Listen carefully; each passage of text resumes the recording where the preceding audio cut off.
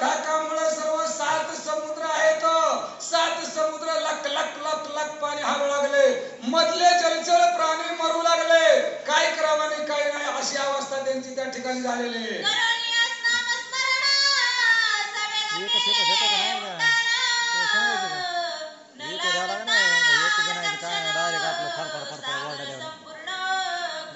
मारुतीराय उभे राहिले बरं, जय श्रीराम म्हणून प्रभू रामचंद्राचं नाम स्मरण घेऊन असं उठाण मारले. एक शेण न लागता असं 7 समुद्राचे येडे आहेत एवढे पार केलेले.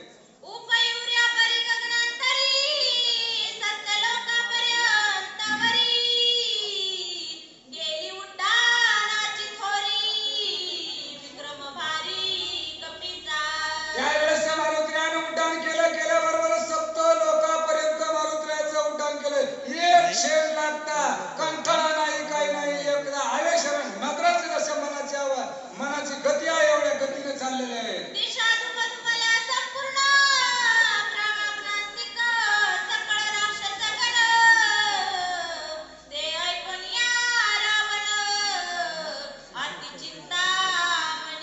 मारुतीरायाने जय जयकार मोठ्याने करून आकाशवाणीने त्या ठिकाणी उड्डाण घेतले. सर्व चारही दिशा 10 दिशा दुमदुमून गेलेल्या आहेत. लंकेमध्ये असणारा दक्षिण दिशेला असणारा आवाज गेला. त्या ठिकाणी राजा रावणाला समजलो राजा रावण पुढे काय करत आहे.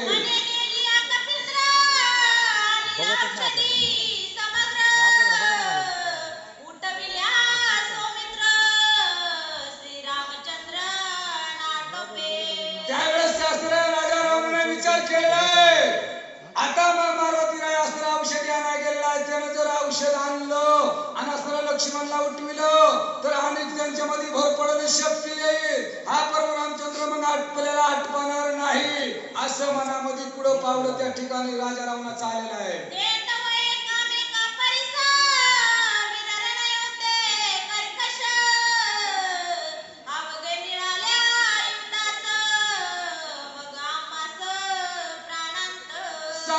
राजा रावण मनामध्ये विचार करतोय, एकाला दुसरा दुसऱ्याला तिसरा तिसऱ्याला चौथा जर सर्व एकाच एक झाले तर आपल्याला आटोप शकणार नाही. आपल्याला शेवटी प्राणच घालवावं लागल अशी अवस्था आपल्याला पुढे दिसू लागलेली आहे असं राजा रावण त्या ठिकाणी बोलतोय.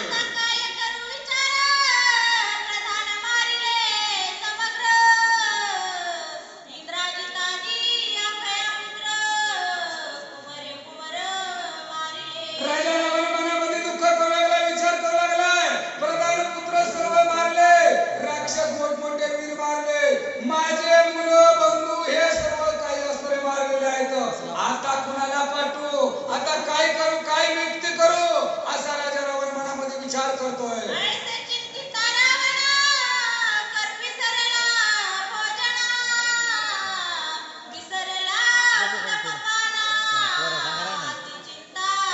असं राजा रावणाला चिंत्या रोग तुटला, जेवण करायचा विसरला, पाणी प्यायचं विसरला. आता काय करू आणि हे प्राण कसा बचू आणि ही लंका नगरी बुडायला लागली, आता ही कशी जगू, काय करू असा विचार असणारा राजा रावण करतोय.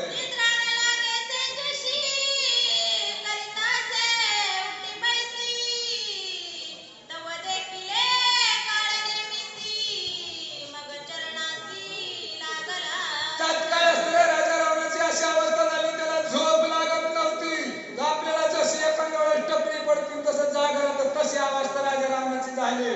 फिरत दिसता तूर्णवर इकडं तिकडं त्याला झोप लागला. त्यावेळेस असणारा त्याला बुद्धी दाता असणारा काय नाही दिसल्याबरोबर तात्काळ गेला आणि त्याच्या चरणाशी लागायला काय बोलतोय.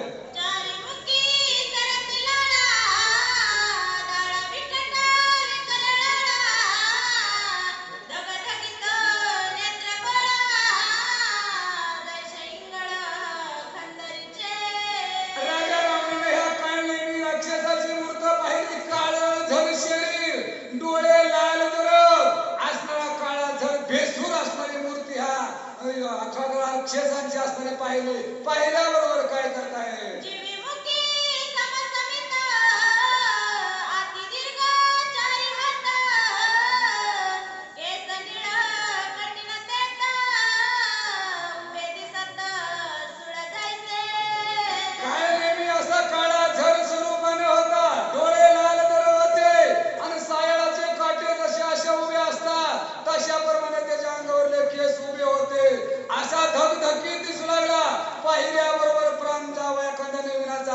असं बेसूर असणारं त्याचं रूप दिसलेलं आहे. अति तिखट गाडाचारी मुख समाना पर्वतधरी खापरायचे काळ शरीरी मुखेचारी समसमित काळझर शरीर होतं, मुख मोठं लट होतं, एखादा पर्वत तोंडामध्ये जाईल असा होता. दाढा मोठमोठ्या भयानक असणाऱ्या दिसत होत्या.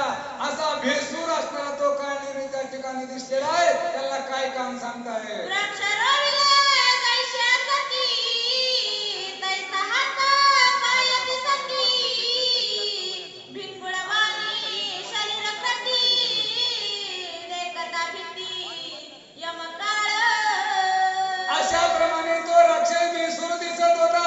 काळा झर होता, त्याची जीभ लढ करीत होती, डोळे लाल जरत होते, मोठे मोठे हातपाय होते. म्हणतात यमानं जर पाहिला तर यम सुद्धा भिवून पडल अशी त्याची आकृती होती त्या काळनेमीची. अति भयानक शरीर त्या पायथी दस शिर त्वा जाणोनी सत्वर पर्वत्र ठाकावा त्यावेळेस हे सांगू लागले, राजा रावणाने पाहिला, काळनेमी पशी गेले, म्हणले आश्चर्याने गेलेले आहेत त्यांना, आणि म्हणू लागले बाबा तू तात्काळ कामाला लागून तात्काळ जा, आणि माझं कार्य असलं तुला काहीतरी थोडं करावं लागतं असं म्हणू लागले. लवणादी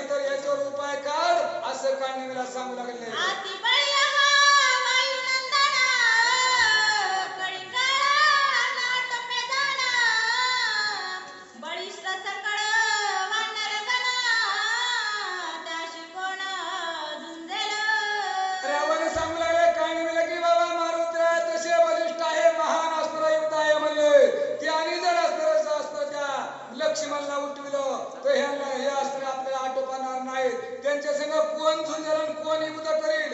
आपल्यातले सर्व वीर गेले तर कुणी झुंजणार नाही असे म्हणत आहे. कपटे करणी ब्रह्मशक्ती आकळ हे उर्मिला पती तव कार्य साधवे हातोहाती उदया गवस्ती न येता. सांगू लागले तर काही मला सांगितलं की बाबा तेव्हा सूर्य नारायण उगवायच्या आधी असणारं हे कार्य तुला साधावं लागल. नाही तर जोपर्यंत आधी जर लक्ष्मण उठला तर यांच्या सगळं जुदा आपल्यात कोणी उरलेला नाही. शेवटी आपल्याला मरण पत्करावं लागल असं राजा रावणाने सांगितलेलं आहे. चंद्रामृत सदा पूर्ण चंद्राचल मनती म्हणून एरवितो द्रोणाद्री जाण नाभविधान विख्यात. सांगू लागले ते तृणागिरी जलपर्वत असणारा सर्वात विख्याती आहे म्हणले. त्याच्यावर भरपूर औषधी आहेत. मेलेल्याला जागा करण्याची शक्ती त्याच्यामध्ये आहे.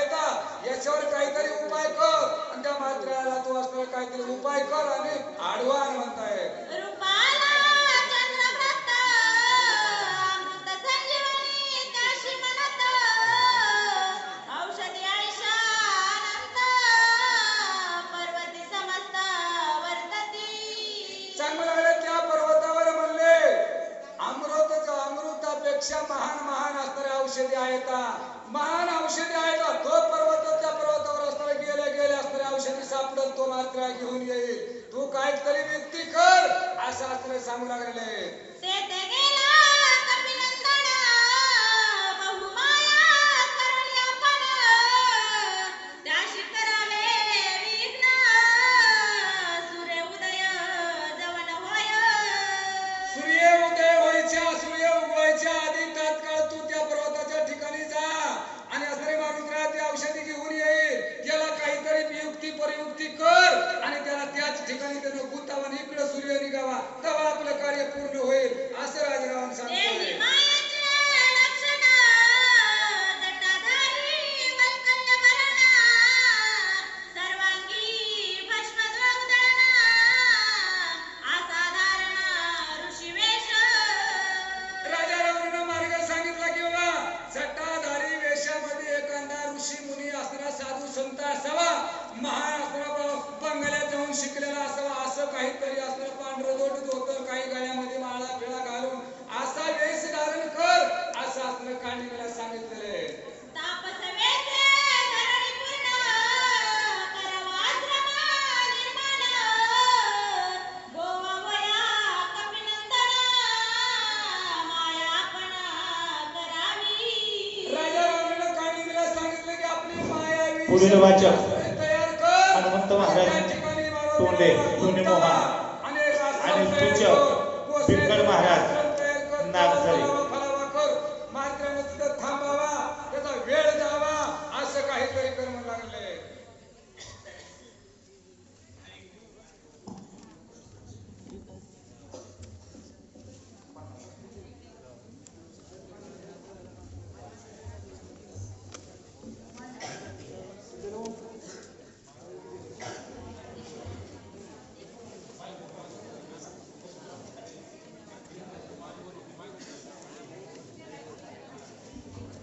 पुंडलिक वरदे हरी विठ्ठल श्री ज्ञानदेव तुकाराम प्रभु रामचंद्र भगवान की जय.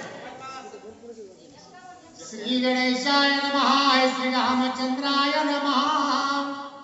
सुपक फळे सुशीतळ जळे सुंदर वृक्ष सुपरिमाळ आपण धरावे अति सुशील गोळांमुळे गुंतावया.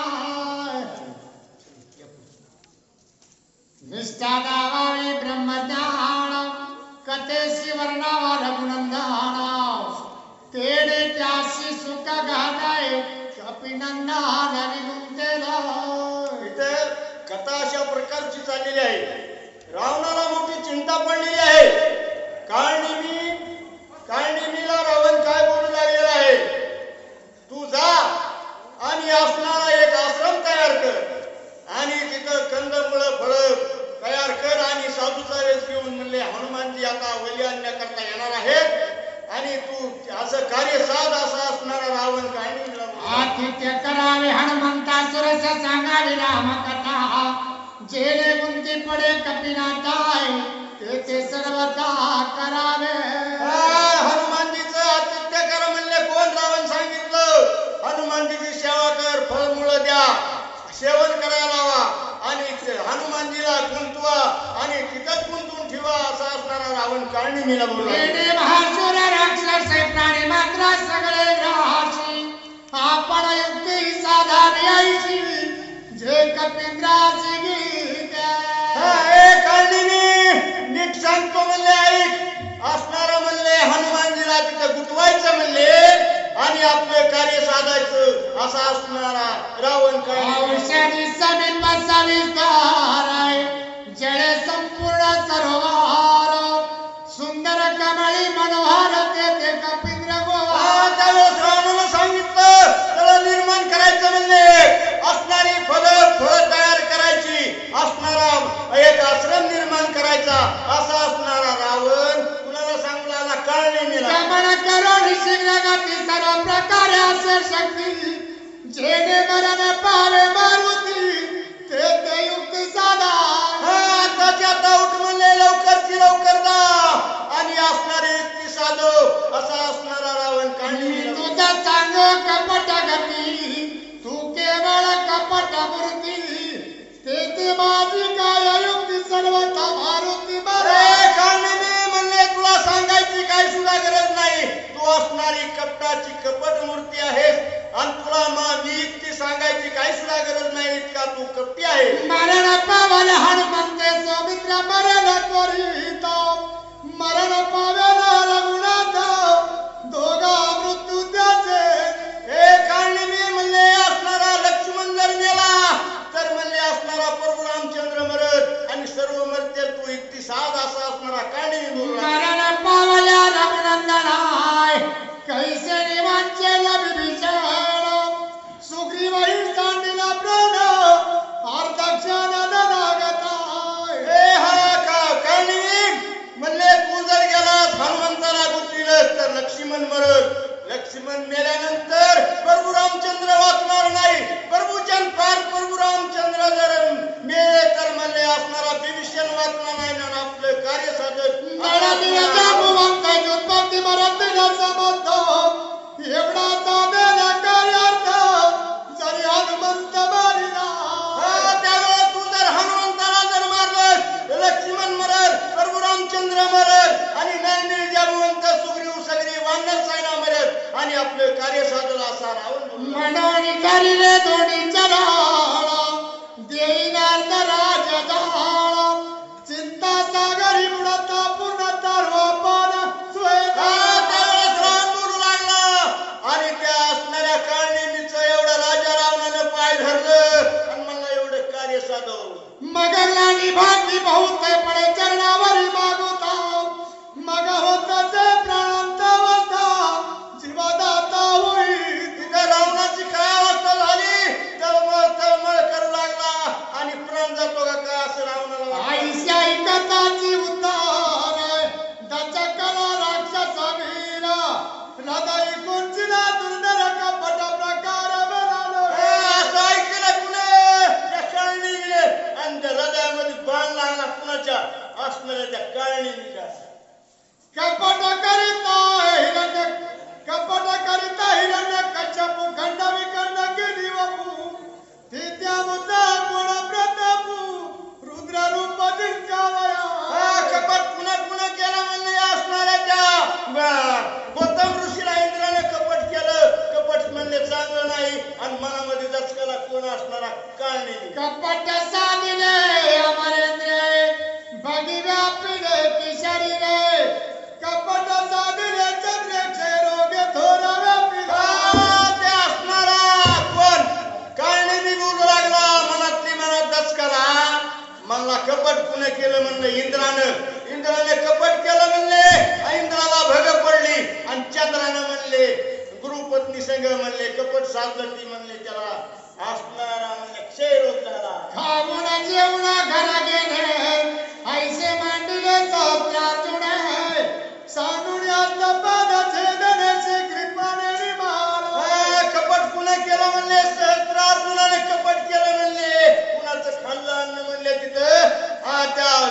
ह्याचं अन्न खाल्लं आणि तिथे कपट केलं, ते कपट चालतं नाही म्हणले.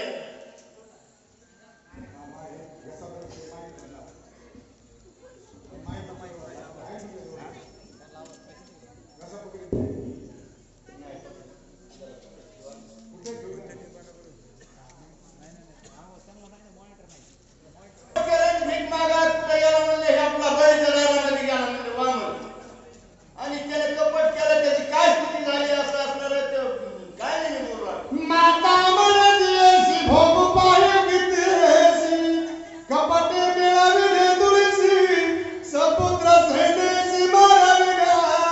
हा म्हणजे त्या रावणाने कपट केलं आणि माता म्हणला भिक्षा मागायला गेला. बरोबर. इतरांची गती कायसी कपटे नाडिले की देवासी ईश्वरत्व सांडुळी मनसी सोयबिकेसी लागलाय. मॉनिटर द्या त्याला मॉनिटर डायरेक्ट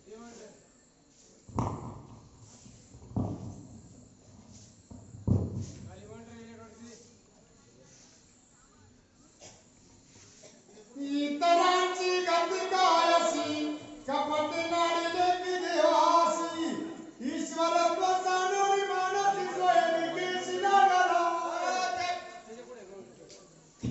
त्यावेळेस म्हणले कपट केलं म्हणले आणि इतरांची काय म्हणले देवानी कपट केलं, त्यांची काय अवस्था झाली आणि इतरांची काय म्हणले अवस्था होईल ते असणारे सांगू लागले. आपण होऊन यारंग बळीसी मागो लागला भीका तेने द्वार पळ केला देखा पुराण्या संख्य बोलती. हा म्हणले त्या बळीच्या दारामध्ये असणारा स्वतः देव गेला आणि भिक्षा मागू लागला आणि त्याची कपट स्थिती कशी झाली म्हणले. या दागी कपटाची वार नाही भली नव्हे गा सर्वथा कपट करी कपिनाचा स्वघाताची करावे. त्यावेळेस काळी निघू लागला म्हणले कपट केलं बळीराजाने, त्या सर्वांची अवस्था झाली ती माझी काय होणार आहे म्हणला असणारा काळी बोलतो. श्रीरामाच्या निजामाते दास कोण कपट करीता सोये सवेची मरण पाद नरक भोगी निर्वाण. त्यावेळेस असणारा काळी निघू लागला म्हणला इतरांची काय कथा, श्रीरामाच्या भक्ताच्या पुढे जर कपट केलं तर म्हणले रोखण्यावर येते असं असणारा काळी निघू लागला. हनुमान श्रीरामाचा किंकार राम भजन्याती तत्पर त्याची कपट करियो नर त्याचे शरीर वाचेना. त्यावेळेला सांगितलं म्हणले परशुरामाचा भक्त कोण म्हणले हनुमानजी आहे आणि त्या हनुमानजीला कपट करणं म्हणले बरं नाही. आईचे जाणत म्या पळे सोय सांगत से रावण कपिसी जे विघ्न करण ते बदची मरण वडवले. त्यावेळेस असणारा काळनी मी काय बोलू लागलेला आहे म्हणला, त्या हनुमंताला जर शरण गेलं तर माझं मरण चुकलं असणारा काळनी मी बोलू लागलेला आहे. पाया पडो निरामणे आंतराज्य देई न म्हणे माझं निमानी आदर राज कोणी मोगा. त्यावेळेस असणारा काळनी मनात विचार करू लागला, राजा रावण म्हणतो की आज राज्य देईन आणि हनुमान